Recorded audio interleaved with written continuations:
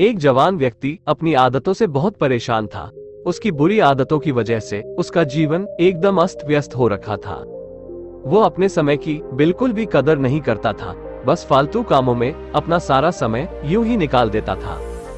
किसी के भी पास बैठ जाता और लंबी लंबी गप्पे मारकर अपना और दूसरों का भी समय बर्बाद करता, जिसके कारण लोगों की नजरों में उसकी बिल्कुल भी इज्जत नहीं थी। वो आलसी और कामचोर भी था। जब भी उसके घर वाले उसे किसी काम के लिए कहते तो वो उस काम से बचने की कोशिश करता, और अगर किसी कारणवश उसे वो काम करना भी पड़ता तो वह बिना मन के जल्दबाजी में उस काम को करता। और जब घर वाले उसे कुछ समझाते या फिर उसे कुछ कहते तो वह अपनी गलती माने बिना उनसे बहस करने लग जाता। वो हर महत्वपूर्ण कार्य और फैसलों को कल पर डाल देता और हर जिम्मेवारी से बचने की कोशिश करता। उसे लगता, अगर मैं दोस्तों के साथ गप्पे मारूंगा तो मुझे खुशी मिलेगी, हर समय घर में आराम से बैठा रहूंगा तो मुझे खुशी मिलेगी, अगर मैं अपने ऊपर किसी प्रकार की जिम्मेवारी नहीं लूंगा और खाली रहूंगा तो मुझे खुशी मिलेगी, अगर मैं सुबह देर तक सोता रहूंगा तो मुझे खुशी मिलेगी।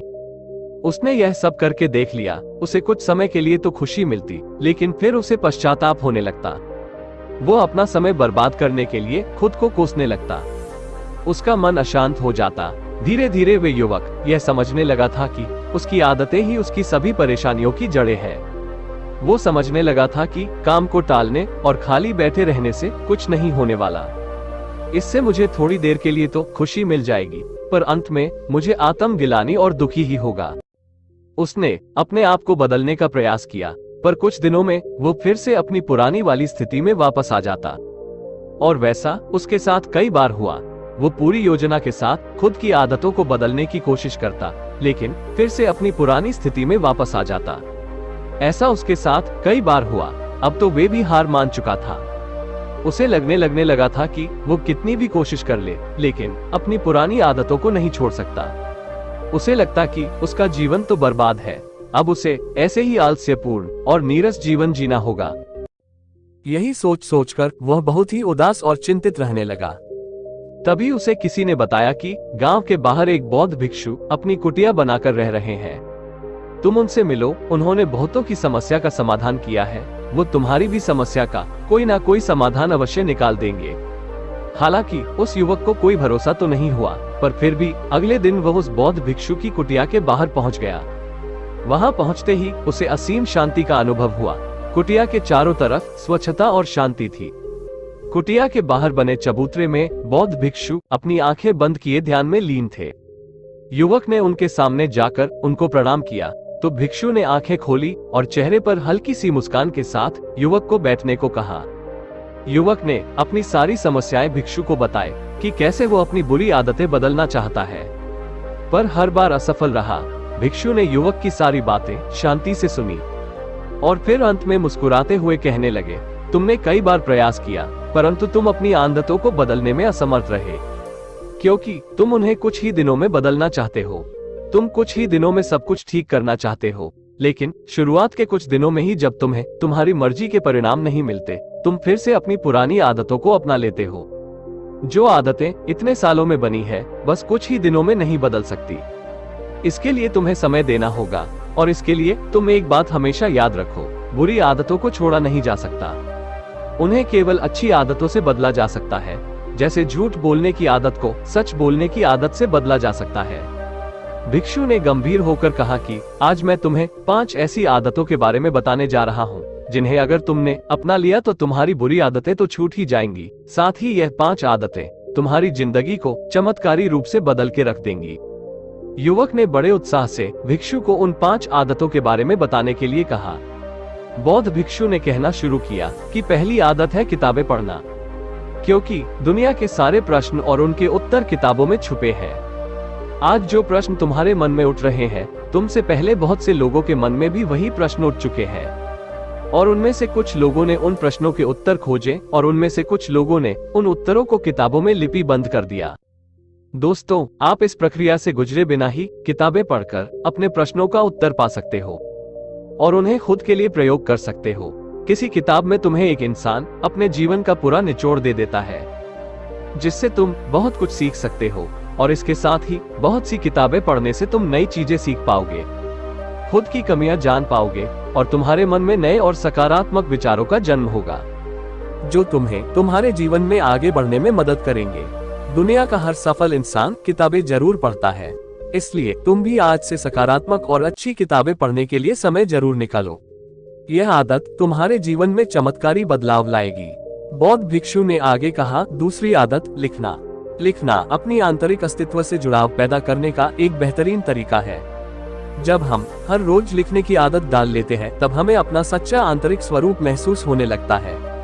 लिखने का सबसे अच्छा फायदा यह है कि जब हम लिखने बैठते हैं तो हमारा मन भटकना बंद कर देता है और उस विषय के बारे में सोचने लगता है जिसके बारे में हम लिखना चाहते हैं। हमारे मन में हर समय कई सारे विचार चलते रहते हैं, लेकिन लिखने से हमारे मन के वो विचार पक्के हो जाते हैं।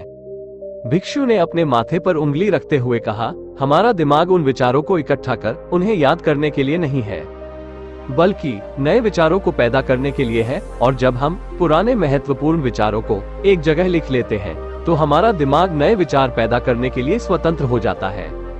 हमारे जीवन में हमें हर रोज कुछ महत्वपूर्ण अनुभव होते हैं, पर जब हम उन अनुभव से बाहर निकल जाते हैं, तब उस अनुभव का प्रभाव कम होने लगता है। हम उसे भूल जाते हैं। इसलिए महत्वपूर्ण विचार और अनुभवों को तुरंत लिख लेना चाहिए, क्योंकि समय पड़ने पर हमें वो विचार दोबारा याद आए, यह जरूरी नहीं। भिक्षु ने कहा, तीसरी आदत, रोज ध्यान करने की डालो। ध्यान वह माध्यम है जो तुम्हारी हर तरह की मानसिक समस्या का समाधान कर देता है।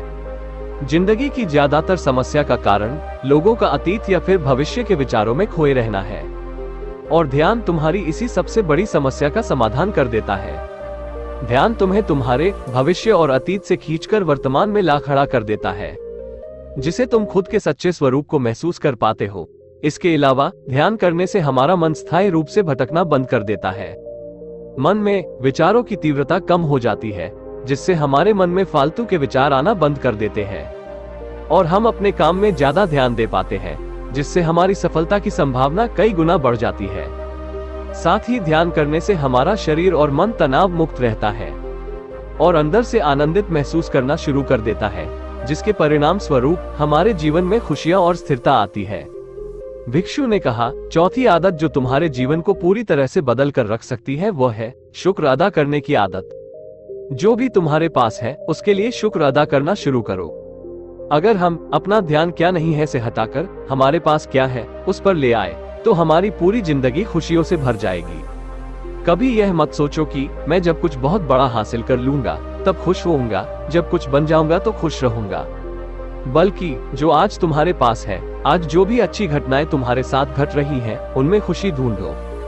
तुम्हारे पास रहने के लिए घर है, खाने के लिए खाना है, पहनने के लिए कपड़े हैं, सांस लेने के लिए स्वच्छ हवा है। तुम इसके लिए भी आभारी रह सकते हो, क्योंकि दुनिया में बहुत से लोगों को यह भी नसीब नहीं होता। और खुशी कभी भी किसी बाहरी चीज से नहीं मिलती। खुशी इस नहीं मिलती कि हमने क्या खरीद लिया, क्या ले लिया, क्या बन गए, बल्कि खुशियां हमें तब मिलती है जब हमें अंदर से महसूस होता है कि हमारे जीवन में कुछ गायब नहीं है, हमारे पास बहुत कुछ है। और जब हम उस पर ध्यान देते हैं और उसका आभार व्यक्त करते हैं, तब यह आभार व्यक्त करने की आदत हमें बार बार यह याद दिलाती है कि हमारे जीवन में कोई कमी नहीं है, बल्कि हमारे पास तो बहुत कुछ है। भिक्षु ने थोड़ा गंभीर होकर कहा, इन सभी 5 आदतों में से कोई एक आदत जो मैं कहूंगा कि तुम्हें जरूर अपनानी चाहिए, वो है आभार व्यक्त करने की आदत, क्योंकि यही वो आदत है जो तुम्हारे जीवन को सकारात्मक तरीके से बदल के रख सकती है। भिक्षु ने कहा, 5वीं आदत है जो तुम पाना चाहते हो उसके बारे में पूरे विश्वास से सोचना शुरू कर दो।